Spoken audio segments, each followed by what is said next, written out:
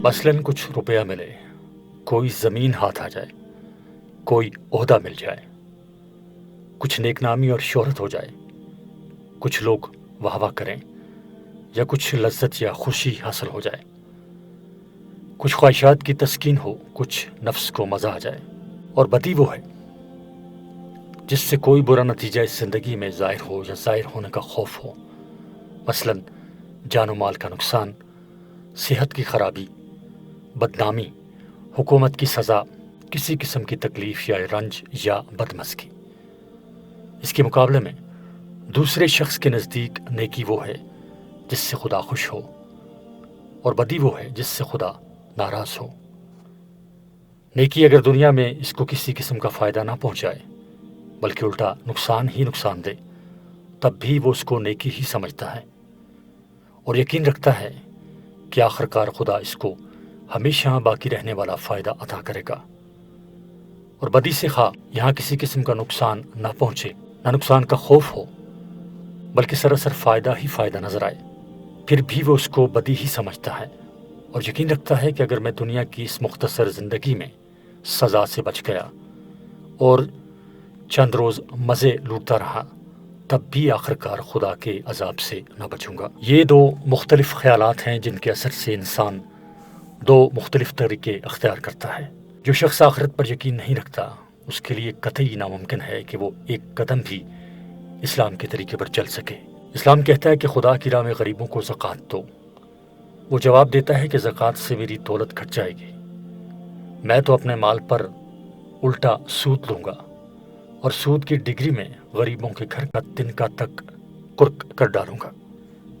اسلام کہتا ہے ہمیشہ سچ بولو اور جھوٹ سے پرہیز کرو، خواہ سچائی میں کتنا ہی نقصان اور جھوٹ میں کتنا ہی فائدہ ہو۔ وہ جواب دیتا ہے کہ میں ایسی سچائی کو لے کر کیا کروں جس سے مجھے نقصان پہنچے اور فائدہ کچھ نہ ہو، اور ایسے جھوٹ سے پرہیز کیوں کروں جو فائدہ مند ہو اور جس میں بدنامی کا خوف تک نہ ہو۔ وہ ایک سنسان راستے سے گزرتا ہے، ایک قیمتی چیز پڑی ہوئی اس کو نظر آتی ہے۔ اسلام کہتا ہے کہ یہ تیرا مال نہیں ہے، تو اس کو ہرگز نہ لے۔ وہ جواب دیتا ہے کہ مفت آئی ہوئی چیز کو کیوں چھوڑوں؟ یہاں کوئی دیکھنے والا نہیں جو پولیس کو خبر کرے یا عدالت میں گواہی دے یا لوگوں میں مجھے بدنام کرے، پھر کیوں نہ میں اس مال سے فائدہ اٹھاؤں۔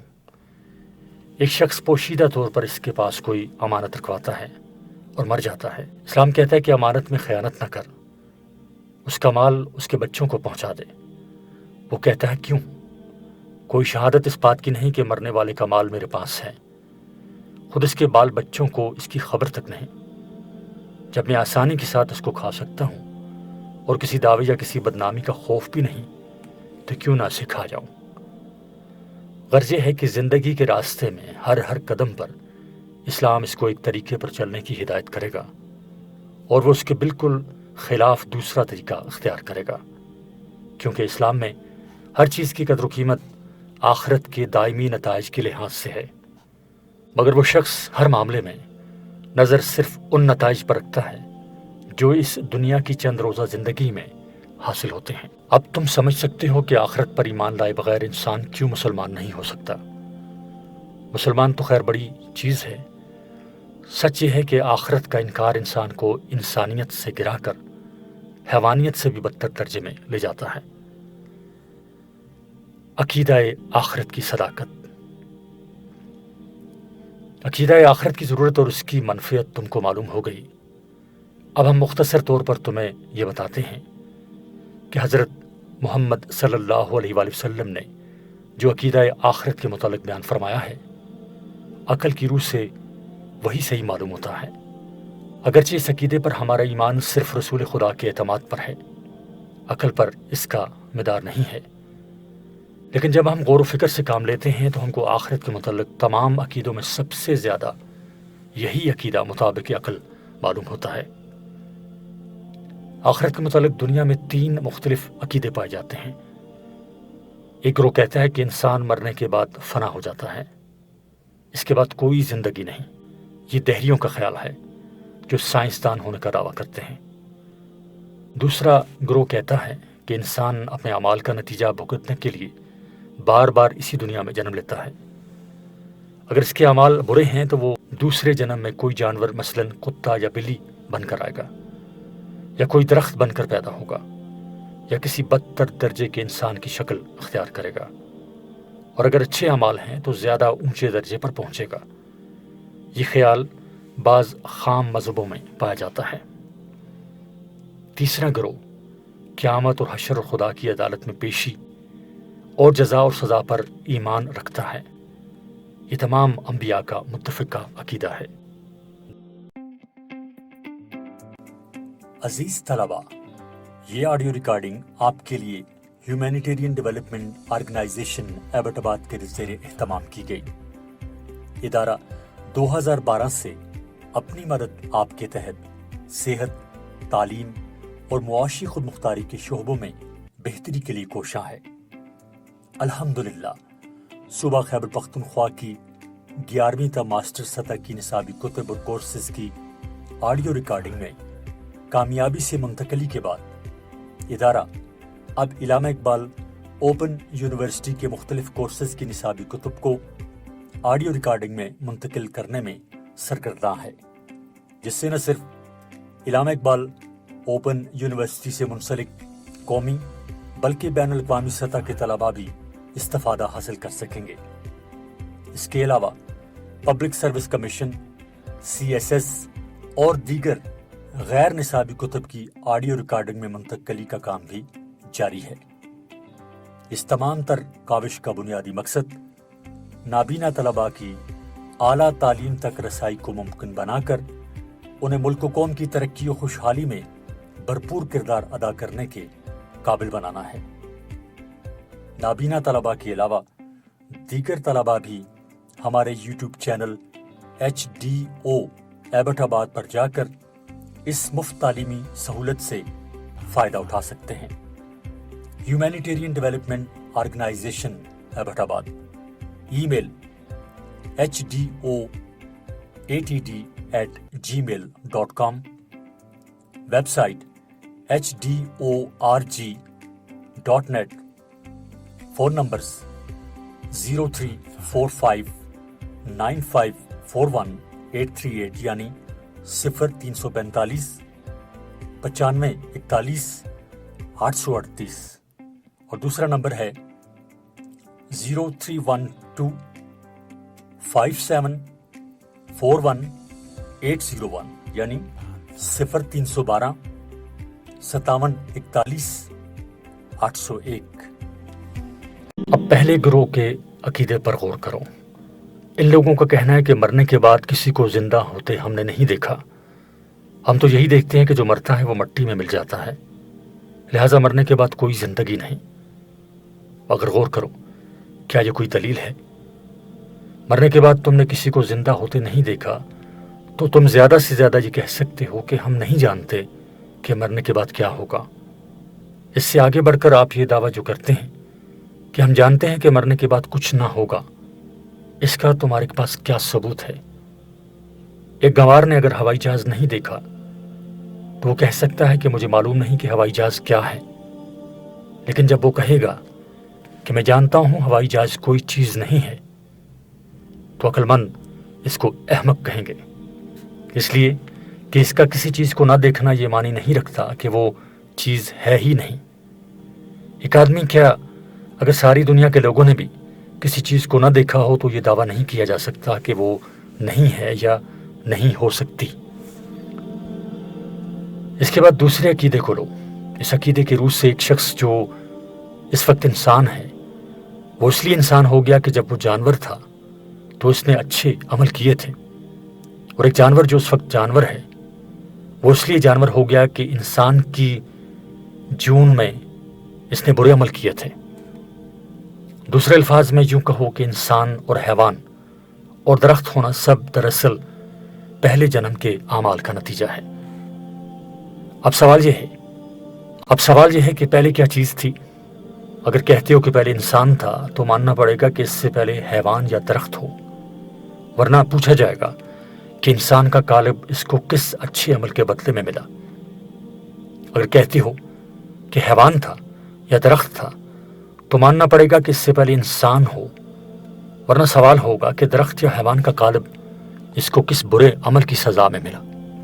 غرض یہ ہے کہ اس عقیدے کے ماننے والے مخلوقات کی ابتدا کسی جون سے بھی قرار نہیں دے سکتے، کیونکہ ہر جون سے پہلے ایک جون ہونی ضروری ہے تاکہ بعد والی جون کو پہلی جون کا نتیجہ قرار دیا جائے۔ یہ بات صریح عقل کے خلاف ہے۔ اب تیسرے عقیدے کو لو۔ اس میں سب سے پہلے یہ بیان کیا گیا ہے کہ ایک دن قیامت آئے گی اور خدا اپنے اس کارخانے کو توڑ پھوڑ کر نئے سرے سے ایک دوسرا زیادہ اعلیٰ درجے کا پائیدار کارخانہ بنائے گا۔ یہ ایسی بات ہے کہ جس کے صحیح ہونے میں کسی شک کی کوئی گنجائش باقی نہیں رہتی۔ دنیا کے اس کارخانے پر جتنا غور کیا جاتا ہے اتنا ہی زیادہ اس بات کا ثبوت ملتا ہے کہ یہ دائمی کارخانہ نہیں ہے، کیونکہ جتنی قوتیں اس میں کام کر رہی ہیں وہ سب محدود ہیں اور ایک روز ان کا ختم ہو جانا یقینی ہے۔ اس لیے تمام سائنسدان اس بات پر متفق ہو چکے ہیں کہ ایک دن سورج ٹھنڈا اور بے نور ہو جائے گا، سیارے ایک دوسرے سے ٹکرا جائیں گے اور دنیا تباہ ہو جائے گی۔ دوسری بات یہ بیان کی گئی ہے کہ انسان کو دوبارہ زندگی بخشی جائے گی۔ کیا یہ ناممکن ہے؟ اگر ناممکن ہے تو اب جو زندگی انسان کو حاصل ہے یہ کیسے ممکن ہو گئی؟ ظاہر ہے کہ جس خدا نے اس دنیا میں انسان کو پیدا کیا ہے وہ دوسری دنیا میں بھی پیدا کر سکتا ہے۔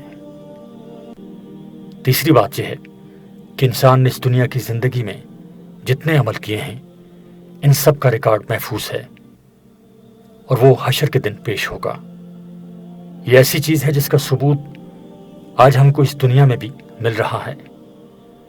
پہلے سمجھا جاتا تھا کہ جو آواز ہمارے منہ سے نکلتی ہے وہ ہوا میں تھوڑی سی لہر پیدا کر کے فنا ہو جاتی ہے، مگر اب معلوم ہوا کہ ہر آواز اپنے گرد و پیش کی چیزوں پر اپنا نقش چھوڑ جاتی ہے جس کو دوبارہ پیدا کیا جا سکتا ہے۔ چنانچہ گراموفون کا ریکارڈ اسی اصول پر بنا ہے۔ اسی سے یہ معلوم ہوا کہ ہماری ہر حرکت کا ریکارڈ ان تمام چیزوں پر منقوش ہو رہا ہے جن کے ساتھ اس حرکت کا کسی طور پر تصادم ہوتا ہے۔ جب حال یہ ہے تو یہ بات بالکل یقینی معلوم ہوتی ہے کہ ہمارا پورا نامہ اعمال محفوظ ہے اور دوبارہ اس کو حاضر کیا جا سکتا ہے۔ چوتھی بات یہ ہے کہ خدا حشر کے دن عدالت کرے گا اور حق کے ساتھ ہمارے اچھے برے اعمال کی جزا و سزا دے گا۔ اس کو کون ناممکن کہہ سکتا ہے؟ اس میں کون سی بات خلاف عقل ہے؟ عقل تو خود یہ چاہتی ہے کہ کبھی خدا کی عدالت ہو اور ٹھیک ٹھیک حق کے ساتھ فیصلے کیے جائیں۔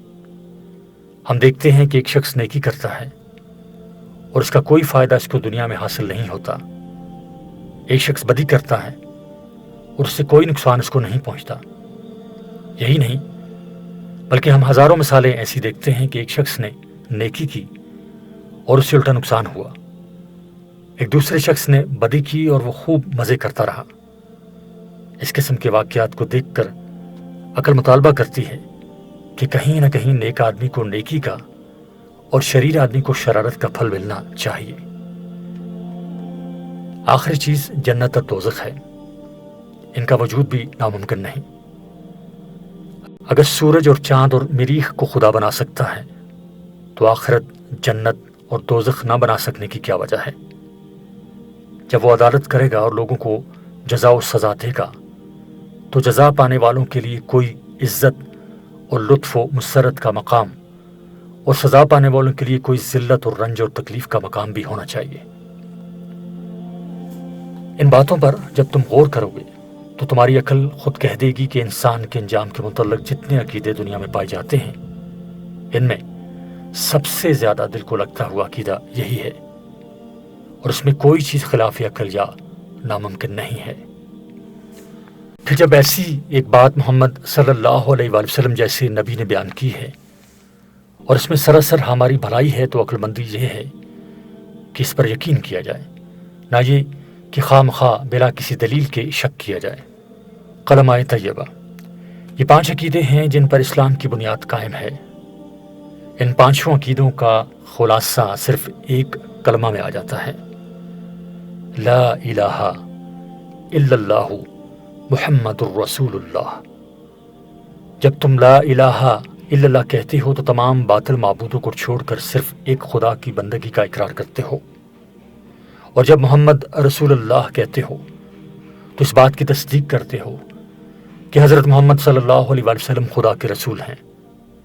رسالت کی تصدیق کے ساتھ خود بخود یہ بات تم پر لازم ہو جاتی ہے کہ خدا کی ذات و صفات اور ملائکہ اور کتب آسمانی اور انبیاء اور آخرت کے متعلق جو کچھ اور جیسا کچھ حضرت صلی اللہ علیہ وآلہ وسلم نے تعلیم فرمایا ہے، اس پر ایمان لاؤ، اور خدا کی عبادت اور فرما برداری کا جو طریقہ آپ نے بتایا ہے اس کی پیروی کرو۔